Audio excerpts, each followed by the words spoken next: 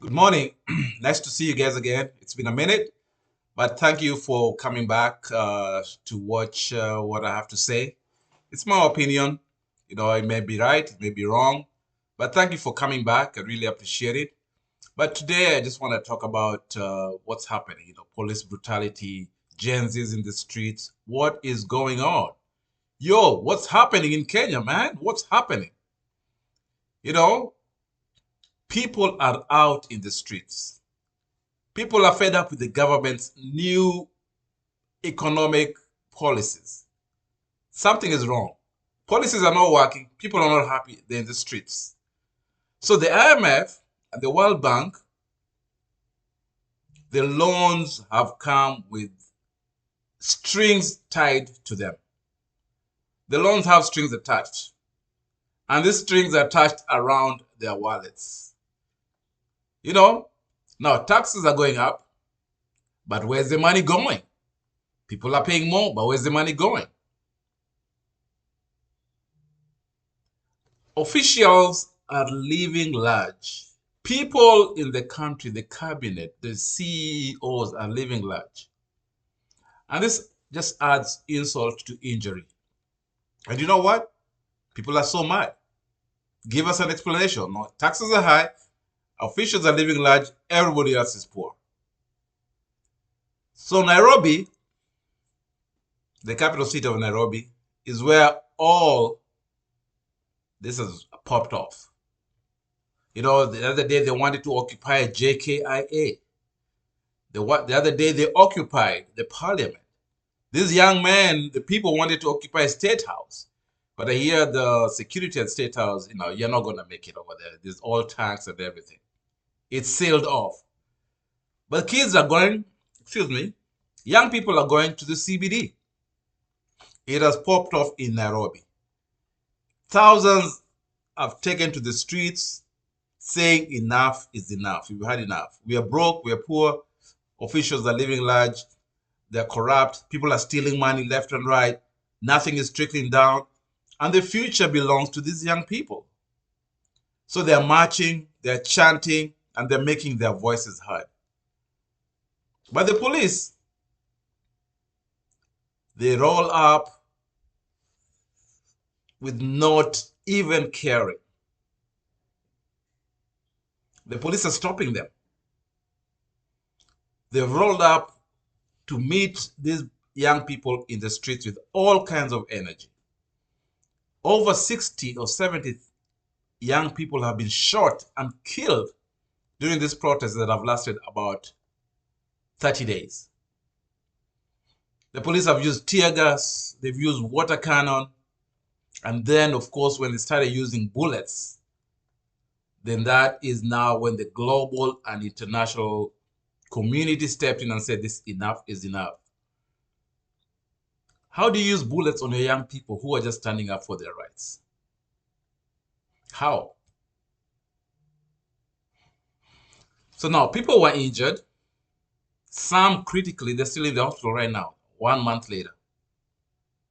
Human rights groups have tried to condone this violence, but they condemn it. It's condemned by all people. Thank you, human rights groups, for condemning this violence. And people are demanding justice. The human rights groups are demanding justice. And of course, protesters are demanding justice. So protesters in Nairobi just can't take anymore.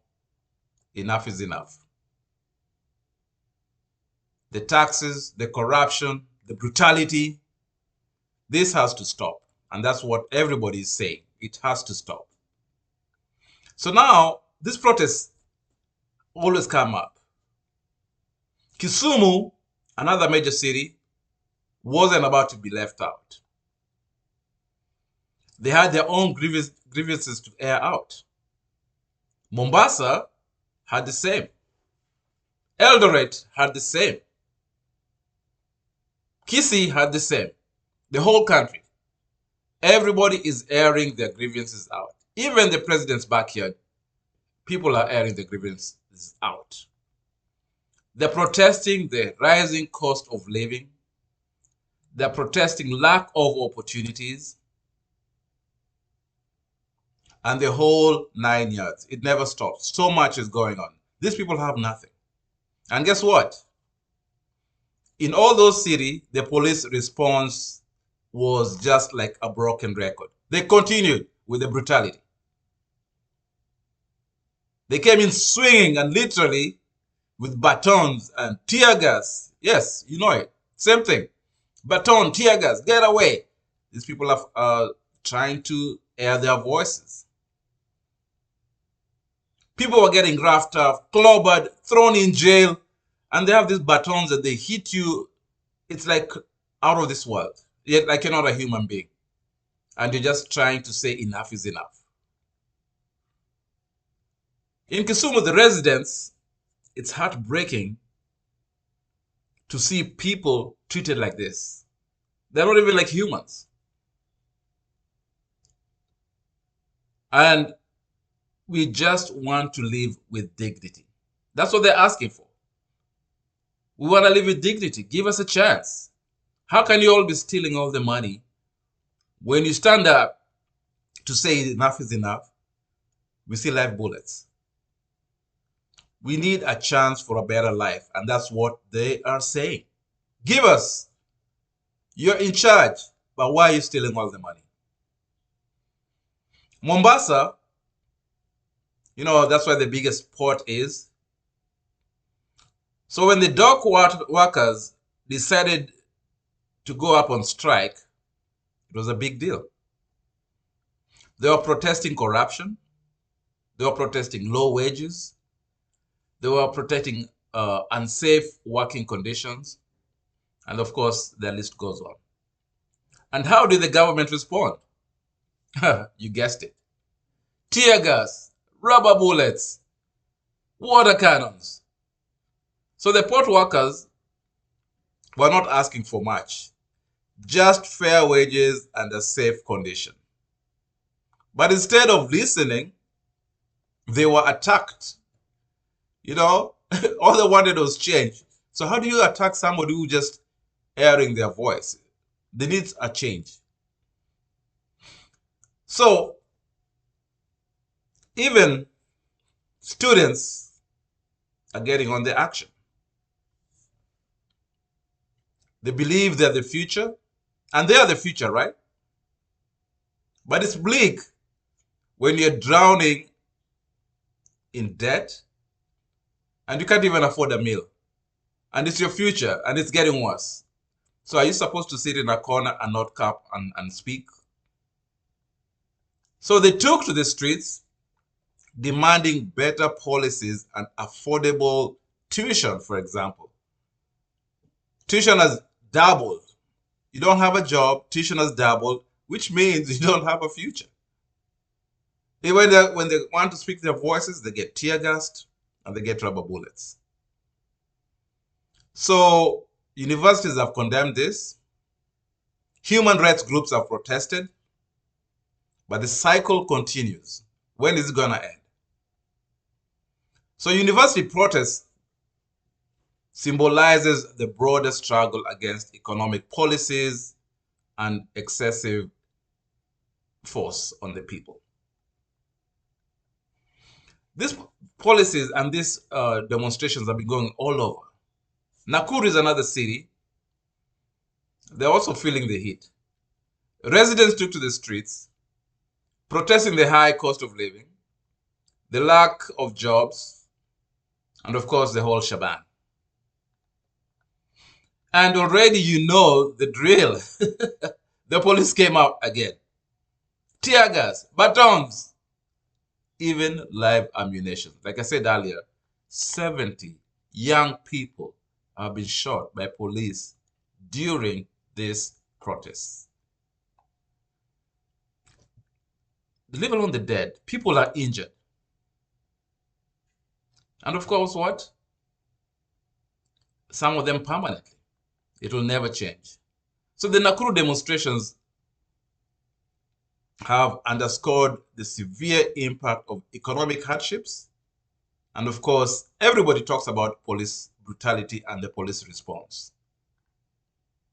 Like I say, every city, even in Eldoret, the mamambogas, those are the women who sell in the markets, and other market vendors, they're also feeling the squeeze. Everybody's squeezed, everybody's crying. These are the people who keep food on the table, literally. And they're being hit hard by these new taxes that are so out of this world.